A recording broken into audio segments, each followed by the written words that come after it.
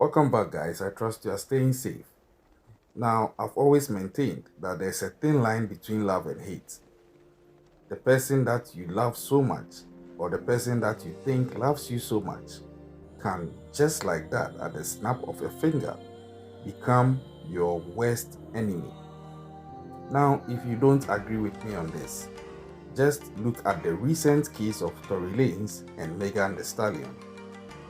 On today's true crime story, we are going to try to understand what would make a wife who claims that she loves her husband decide that she's going to, first of all, cheat on him with one of their fellow military buddies. And as if that was not bad enough, decided again to go ahead and plan his murder with this new found boyfriend of hers. And they decided to murder him, claim the insurance money on his death, and also elope and get married afterwards. And as if all these are not bad and sinister enough, can you guess the day that they chose to perform this murder on? They chose to take his life on the eve of the new year. This is the true crime story of how a military couple would descend from a romantic love story into an abyss of betrayal, cheating, murder, and a scandalous marriage, leading to a devastated home for a 1-year-old boy. This is the true crime story of Tyrone Hassle III. If you are ready for this ride, buckle up and let's go. Now, according to the facts of the story, on December 31st, 2018, Army Sergeant Tyrone Hassle III was gunned down whilst in front of his house in the evening. At the time the crime was committed, it was not yet clear who had done this.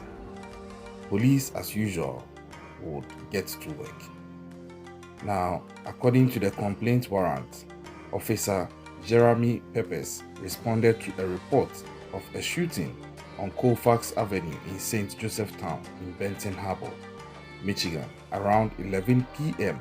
on New Year's Eve.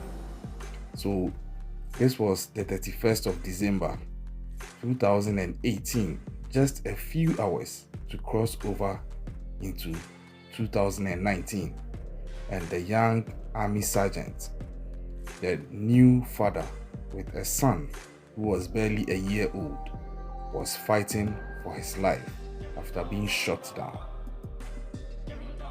This is not how you would want your year to end, and more so how you would want to enter the new year. He was literally fighting to hold on to his life and fighting for a chance to see the new year with his son and his family.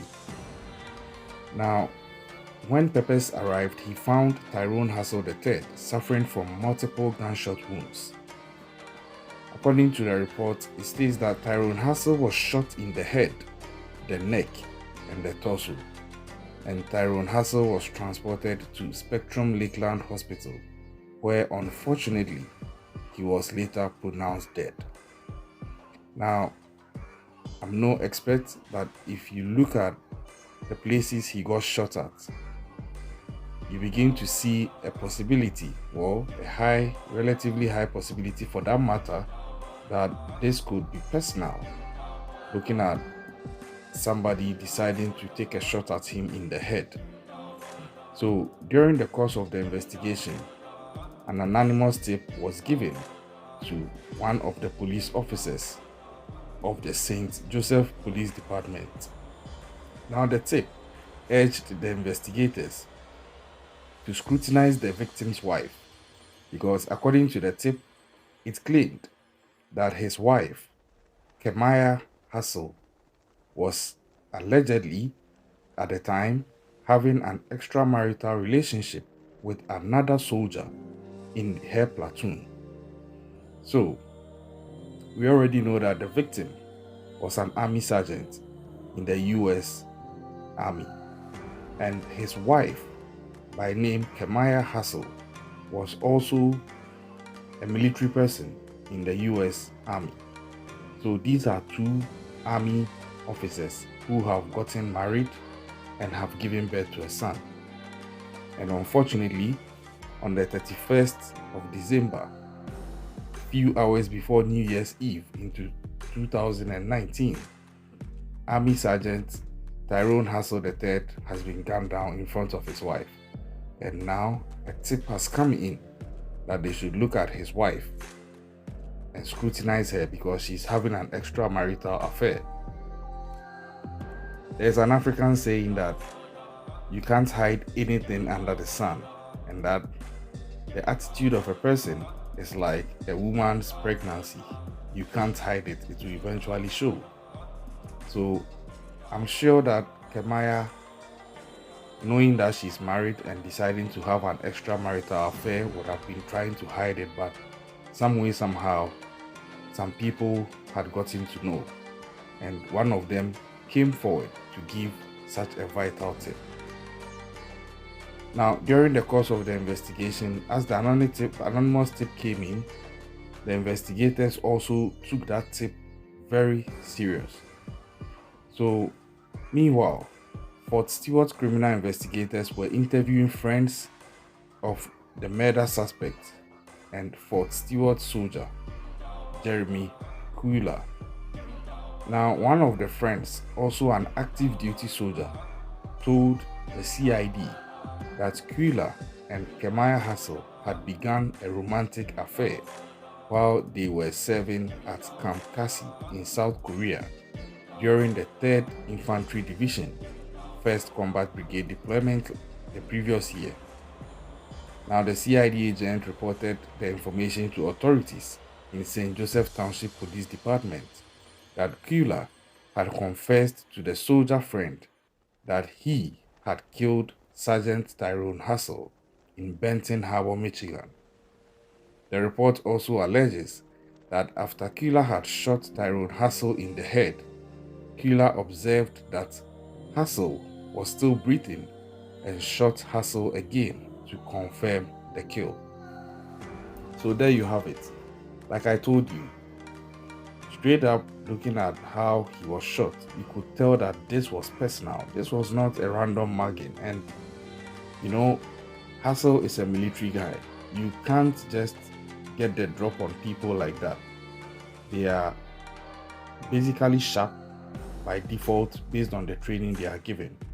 So in as much as he was on leave, away from duty, his instincts would still be sharp, and you can't get the drop on him, most likely if you are just a regular guy trying to rob him or something. But I guess because Quiller was one of his colleagues from the army, he wouldn't have his guard up when he sees Quiller walking towards him. Unfortunately, until maybe at the time he's already dead to rights in Qiller's gun range, and as such, he can't really do much. So you could also tell that he knew his shooter. Given his expertise, for somebody to get this close to him before taking a shot at him, and he couldn't defend himself to save his life, it seemed that he might know the person as well. And it turns out it's somebody from his own army buddies. So he knew him. And looking at what the report is saying, you can tell that Quiller was really motivated to get this guy out, just so he could get his wife. But there are other reasons aside he getting his wife, and we'll get to know why. Now, Quiller is also alleged to have told another soldier that he and Kemaya Hassle wanted to be together and were planning to murder Tyrone Hassle while he was on leave. So, not to condone crime, not to even play the devil's advocate, but I don't understand why Quiller would go ahead and be saying these things to other people. But I guess the spiritual people would say God has a way of bringing the truth out, because it seems these are the same people who helped the police to unravel the issue, and it was really solved within a very short space of time because of the help of some of these people. So, Killer is alleged to have told the soldier that he was going to shoot Tyrone Hassle or he would hire someone else to do it. When this soldier heard of the death of Tyrone Hassle, he went straight to the CID and told agents when he heard the news, he believed Killer was either behind the murder or he had planned the hit and gotten someone else to do it. So the St. Joseph Township Police detectives, they were having a feast as far as tips and leads were coming in. And armed with the leads they had received, they brought in the wife of the deceased, Kemaya Hassle, for questioning and asked her if she would consent to a polygraph. For those of you who are not familiar with what a polygraph is, it's basically what people call a lie detector. And according to the report, Kemaya Hassle was not being truthful concerning Tyrone Hassle's death. So they brought in his wife. His wife was asked if she would be okay taking the lie detector test. She took the test and the test said that she's lying. The report alleges Kemaya Hassle told investigators she and Killer had planned the murder at a point.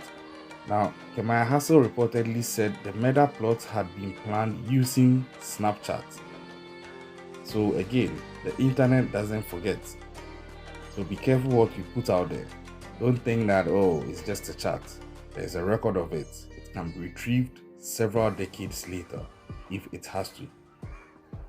Now, during the police interview, Kemaya Hassle allegedly said Killer had made 4 different trips to Benton Harbor, Michigan, while she and Tyrone Hassle were there visiting from December 19th to the fateful day of December 31st until the day of the shooting. The report alleges Kemaya Hassle and Killer had met on each occasion to plot the murder. Now, this is where it gets very distasteful and so unpleasant. And even though I've done a lot of true crime stories, this is also one of those stories that you just can't understand how a married woman who has a kid with this man can be plotting his death over such a long period of time and be going through life with this same man, sleeping in the same bed with him, waking up with him, attending to your child with him, excuse my language, making love to him, probably bathing with him, eating with him, driving around town with him, planning the future with him. The future, of course, you know very well you are going to cut short.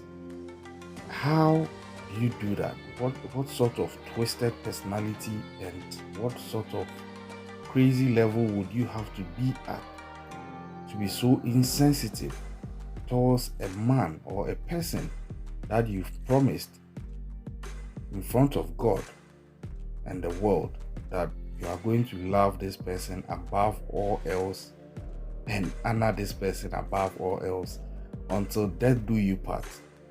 And here you are making sure that you are actually the vessel through which death was certainly going to do you part. I just can't stomach this and I just can't understand. But that was exactly what Kemaya did. And if you understand the concept of marriage, you begin to find it so shocking when it happens this way. I'm sure some people may want to have justifications as to why. You can leave those in the comment section. I'll be happy to read them. Let's have a conversation. But I don't think anything, whatever it is, justifies or excuses such a plot on the part of his wife, Kemaya Hassle. So Killer responded that so what Kemaya had said was true and that she asked him to commit the murder. So you are sleeping with the man's wife and it's not enough. You want to kill him and take over his son and his insurance. These are two psychopaths who were made for each other, in my opinion, and they had met up, and unfortunately a seemingly beautiful soul was caught in the mix. in the person of Hassle, because I just don't get it from the wife's perspective. And looking at you, the army buddy, you decide that although you are sleeping with his wife, it's not enough. You are going to take his life, take his insurance, and ride into the sunset with his wife and his son and live your best life. How is there a happy ending to that? I just don't understand. Now, according to the warrant that was issued for Kemaya Hassle told investigators that on New Year's Eve, her husband went to a local Walmart to purchase ammunition to use in celebration at midnight. Reportedly, while Tyrone Hassle was purchasing the ammunition, Kemaya Hassle, his wife, thought Killer was outside the residence and was going to kill her husband at that time. So you can imagine how that day was going, where typically a husband leaving home would kiss his wife. Oh, honey, I'm going to town to get some ammunition for the Christmas celebrations. And she's like, okay, dear, kiss, kiss. See you soon. And you know that he's not coming back because you have arranged a hit on him with the man you are cheating on him with. I just don't get it. Where has all the morals gone to? Where was her conscience? I've always said that if you are around people and you realize they've been able to defeat their conscience, please back off and stay away. They are capable of anything. Now, when the murder didn't happen at the time, Kemaya was alleged to have asked Killer why he didn't commit the crime. She actually queried the man he's cheating on with and asked, she queried the man she's cheating with on why he didn't kill the husband she's cheating on. It's such a mouthful, yeah. And Kemaya Hassle allegedly told investigators that Killer didn't seem to want to carry out the murder. And according to the warrant, she allegedly demanded Killer kill her husband that night. That was the 31st of December, because she and Tyrone Hassle were planning to leave Benton Harbor to return to Georgia on January 2nd, 2019, and she didn't want to return with her husband. How? I keep asking myself, if you didn't love this guy, if you resented him so much, why didn't you just divorce him? Because that would have been the best way out without all these issues, without denying the son the access to his father, that you've taken the father away from the son forever. You could have just opted for a divorce and you could have moved on with whoever you wanted to, but you saw the need to rather kill him. And that is why it was being argued that one of the motives was for the insurance money, because in his death, then you can claim that money. Later that night, Tyrone Hassle had attended a nearby family gathering. When he called his wife, Kemaya, she allegedly asked him to bring a plate of food to her and their 1-year-old son, who is also called Tyrone Hassle IV. Now, I believe this was the setup to get him alone to come to the spot where Killer would be waiting at. Now, while Tyrone Hassle was on his way with the food, Kemaya Hassle allegedly contacted Killer to tell him her husband was heading back to the house. Obviously, I said it. So you can tell that this is a devil of a wife. This is a devil of a human being, not even just a woman, a devil of a human being, to the point she's consistently bent on getting this guy out of the world. She doesn't care that he's the father of her kid. How? I just don't understand. So, according to the police report, Killer then allegedly returned to the residence and killed Tyrone Hassle on the driveway of his father's home. Kemaya Hassle reportedly told authorities that she did not go outside immediately after hearing the gunshots and did not see Kula during the time he allegedly was there. So according to the report, Kula's 2018 Chevrolet Impala was recorded on a police unit's license plate reader in Benton Harbor 3 hours before the shooting. In a courier of issues that were being looked at, you would see that the police also did their work. They took their time, they checked things out, they left no stone unturned. They even got the Snapchat messages as well, and they were able to retrieve a confession that Kemaya had made of the murder to her mom. Police were able to gain access to that, and all these were used to corroborate and prosecute her. So you just can't still understand. You just can't still understand. And I don't want us to pull a gender card here. These are the lives of people, and someone deciding that I just want this person dead because it suits my interests and it suits my plans for the future. And I don't think anything excuses or justifies that. Tyrone Hassle's father, that's Tyrone Hassle Jr., was interviewed by a media house, and he said that he was visiting the local area that week, and he indicated that Kemaya Hassle never gave any indication that there was any trouble in the marriage with his son. He said that his daughter-in-law appeared to have been grief-stricken following the murder.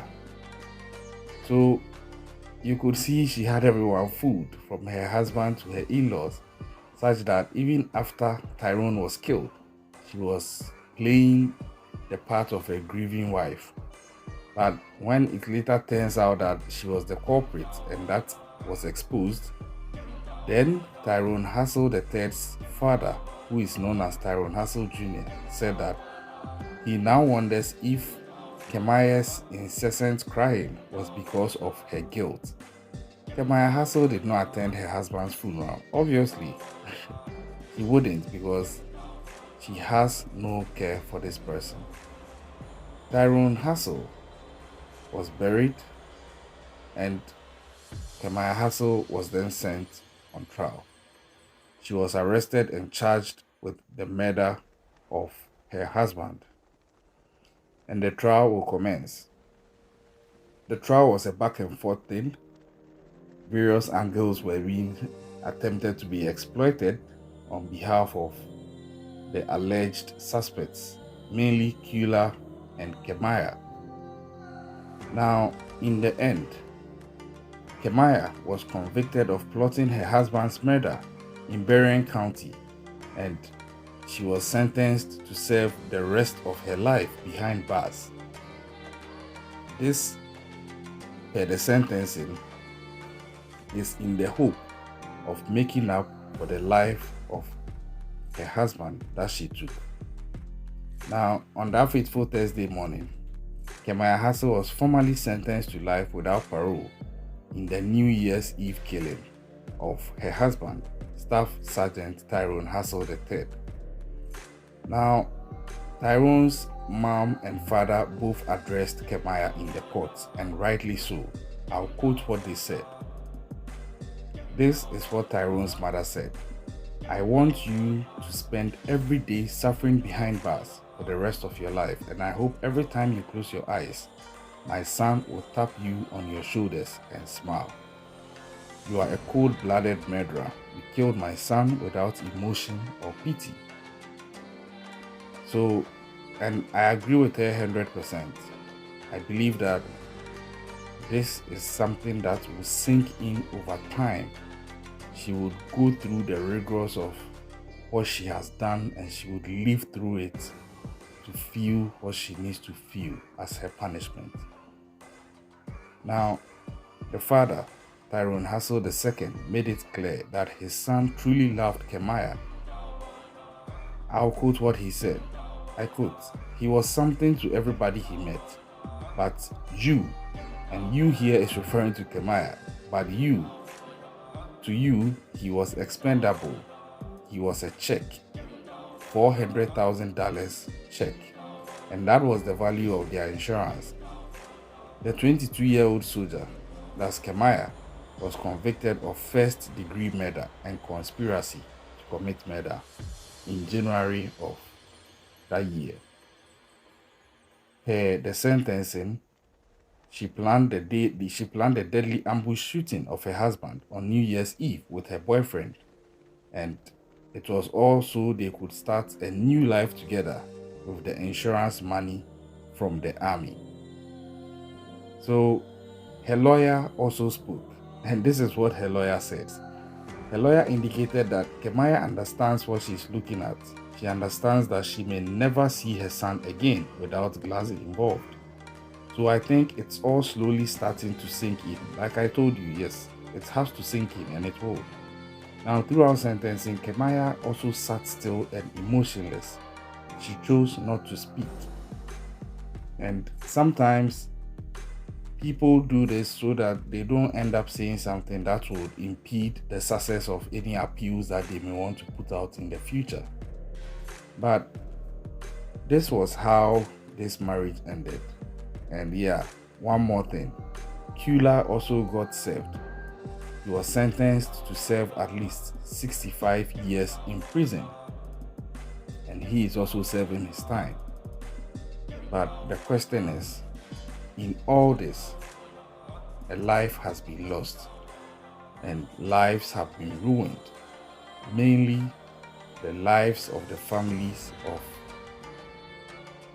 the victim, and most of all, the 1-year-old boy who has had his father lost to him because his mom killed his father, and his mom is also serving life in jail. Can you imagine the possible trauma that this could have on the child when he begins to get to a stage where he can appreciate the implications of these things? If care is not given, the proper attention is not given, this child could be scarred for life because of a crazy love affair that his mother decided to get involved in. Please, I've always been saying this. Let's keep an eye out, and let's let our conscience guide us when we are dealing with people. The good book always says that you do unto others what you want others to do unto you. You should love your neighbor as yourself. If we could walk by this, I believe most crimes would not even happen at all. But hey, most people have defeated their conscience. So if you are watching this video, I leave this advice as I always do. Keep an eye out. You never know who you are dealing with. Subscribe to the channel. Leave your comments in the comment section. Turn on post notifications. I'll catch you another time. Stay safe.